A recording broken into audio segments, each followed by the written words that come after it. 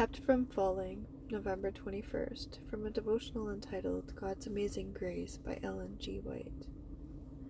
Now unto him that is able to keep you from falling, and to present you before the presence of his glory with exceeding joy. Jude 24. In these last days, when iniquity shall abound, and the love of many shall wax cold, God will have a people to glorify his name, and stand as reprovers of unrighteousness.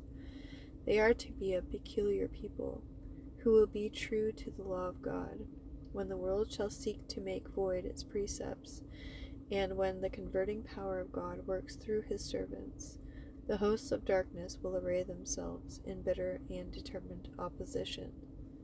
There will be a consistent conflict from the time of our determination to serve the God of heaven, until we are delivered out of this present evil world. There is no release from this war. Our work is an aggressive one, and as faithful soldiers of God, we must bear the blood-stained banner into the very strongholds of the enemy.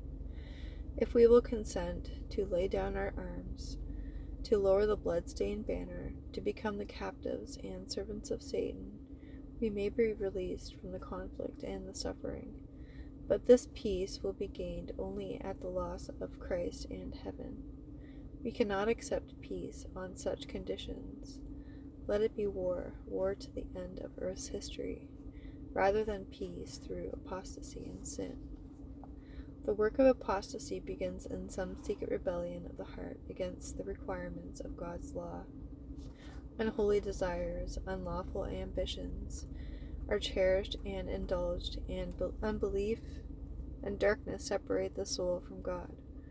If we do not overcome these evils, they will overcome us. The indulgence of spiritual pride, of unholy desires, of evil thoughts, of anything that separates us from an intimate and sacred association with Jesus imperils our souls. We must fight the good fight of faith, if we would lay hold on eternal life. 1 Timothy 6:12. We are kept by the power of God through faith unto salvation. 1 Peter 1:5. If the thought of apostasy is grievous to you, then abhor that which is evil, cleave to that which is good. Romans 12:9.